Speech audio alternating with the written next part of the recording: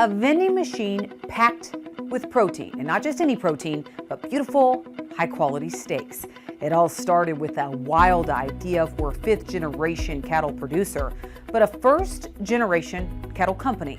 And this Memorial Day weekend, we see how one family is serving up the meat while carving out convenience. Nestled along the rolling hills of western Missouri is where you'll find Tim Haer. I'm the fifth generation of my family to take this on. A fifth-generation farmer of what's now a first-generation business. Greengrass Cattle Company started 2 years ago. After the flood of 1993, the family sold their farm and cattle, and Tim's mom and dad landed jobs off the farm, but still within agriculture. And then after he retired, he kind of approached us and said, hey, you guys want to make a run at this full time? And after that, we started adding back to the herd and increasing our numbers. It's growth that hasn't always happened by chance. The Haers are intentional in everything they do. We first started out, we were just selling sides of beef. We didn't have a retail store. We had a small online presence, but we didn't have an e-commerce site or anything. But when the COVID pandemic hit, demand was on fire, and the Haers knew it was time to dish out something new. We looked at that as an opportunity to start processing cattle at a USDA facility and then selling individual cuts of beef as well. And so they did, opening up this storefront in Weston in September of 2021. It was a way for the family to connect with consumers and share the story behind the beef. I think it's really important, and I think consumers care about it too. You know, the types of questions that we will get are often very detailed, and you can tell that people, want to know that the food that they're eating was raised by a local family or that it was cared for. Differentiating their business has become Greengrass Cattle Company's specialty. And Tim says it all starts with high-quality bulls, carefully selected for certain traits.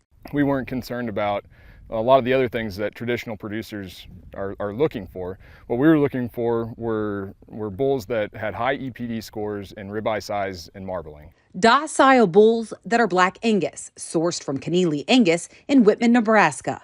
And we found great value in buying those, and it's turned out to be a pretty successful venture for us. The deliberate decisions made here are also ones that can be a bit different, especially when it comes to some of Tim's off-the-wall ideas. Last year, I had a buddy of mine that moved to Germany, and I was talking to him one evening, and he goes, man, you're not going to believe this, but I get my bratwurst out of a vending machine that's 2 blocks away from me. And with that, Tim had an idea: create their own vending machine full of meat.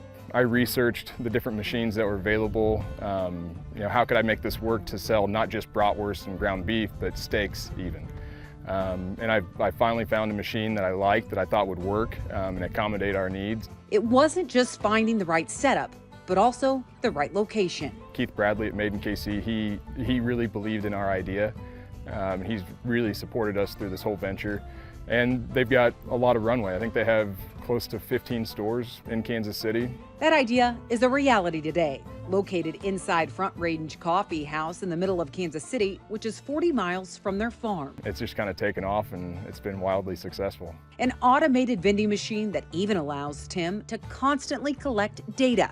In working with the distributor that sells the machines, we were able to find a card reader that actually provides a lot of telematics in real time. Out of all the aggregated data, the most telling point may be how people will buy steak at any hour of the day.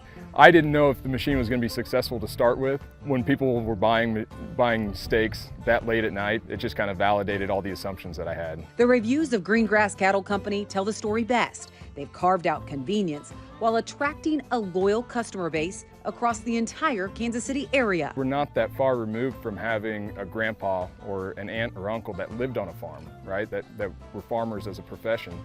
And nowadays, we're just not seeing that as much. And so bringing people closer to ag is a big objective of ours. Whether it's buying a steak from this vending machine or visiting the family's feed store they just acquired earlier this year, the Haers have not only carved out convenience, but also a niche.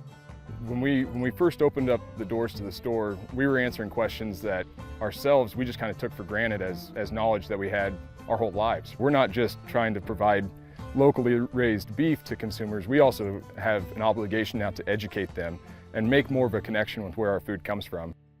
Now, the family says everything they do is intentional and with a purpose. They're actually part of Feed Northland Kids, where they partner with Harvesters, a community food network, to provide kids backpacks full of food. They donate 12,000 pounds of meat a month through that program. All right, when we come back, the decline in religion in the U.S., a follow-up to John's Easter weekend commentary. Customer support is next. What happened to Sundays?